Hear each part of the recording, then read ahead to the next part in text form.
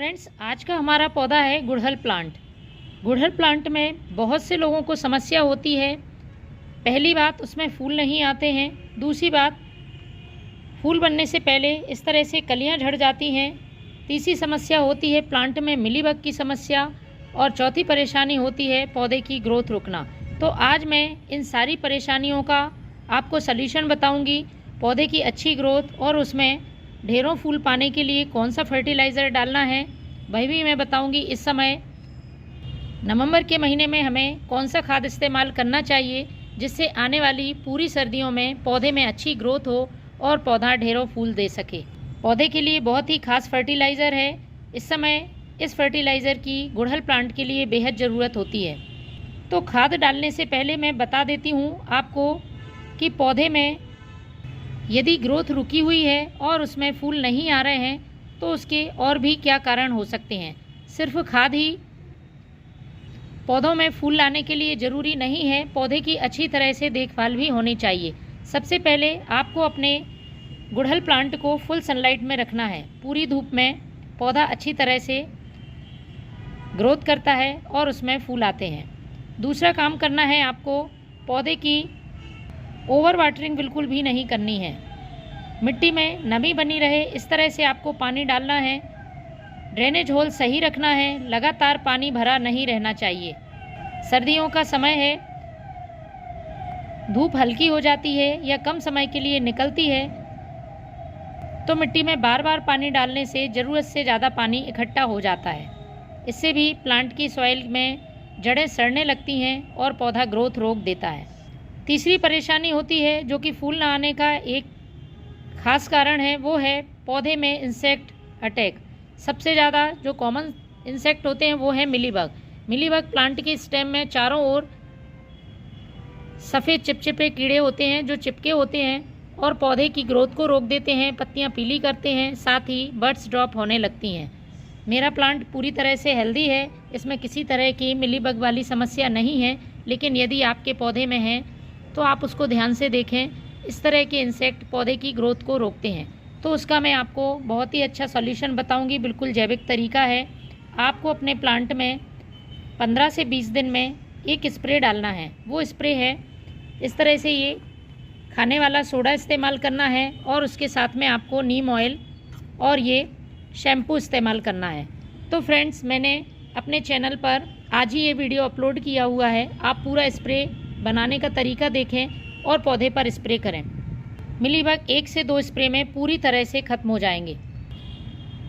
अगला काम करना है, आपको प्लांट की सॉइल की गुड़ाई करनी है। 15 से 20 दिन में मिट्टी की गुड़ाई करें जिससे कि मिट्टी एकदम हल्की रहे। पौधे में मिट्टी में किसी तरह के खरपतवार नहीं होने चाहिए, कचरा नहीं होना चाहिए। इसको आप समय समय पर हटाते रहें। खराब पत्तियाँ, खराब टहनियों को भी आप कट करते रहें। देखिए मेरे प्लांट में कितनी ज़्यादा बड्स बन रही हैं और फ्लावरिंग भी हो रही है। सभी ब्रांच पर बहुत सारी बड्स बनी हुई हैं। और ये जो मैं फर्टिलाइज़र बता रही हूँ और देखभाल करने का तरीका बता रही हूँ वो आप सभी गुड़हल की वैरायटी पर यूज़ कर सकते हैं, चाहे देसी हो, हाइब्रिड हो, ग्राफ्टेड हो, सभी गुड़हल प्लांट के लिए यूज़फुल है। अब बात आती है बड्स ड्रॉप होने की। गुड़हल प्लांट में कलियां फूल बनने से पहले ही गिर जाती हैं तो इसके भी 2 से 3 कारण होते हैं। पहला कारण होता है ओवर वाटरिंग। यदि आप पानी ज़्यादा देते हैं तो भी कलियां फूल बनने से पहले गिर जाती हैं। दूसरा रीज़न होता है चिड़िया या गिलहरी बीच में से बड्स को खा जाती है, उसकी वजह से उसका विकास रुक जाता है और वह फूल नहीं बन पाती है। तीसरा कारण होता है यदि आप किसी केमिकल इंसेक्टिसाइड, फंगिसाइड का यूज़ करते हैं तो उसका साइड इफ़ेक्ट भी होता है, प्लांट की बड्स ड्रॉप होने लगती हैं। तो इन 3 में से कोई सी कारण यदि आपके प्लांट के साथ है तो उस कारण को पहले आप दूर करें। मैंने इंसेक्टिसाइड, फंगिसाइड आपको जैविक बता दिया है, इसका यूज़ करें। आप केमिकल इंसेक्टिसाइड या फंगिसाइड का अपने गुड़हल प्लांट पर स्प्रे ना करें।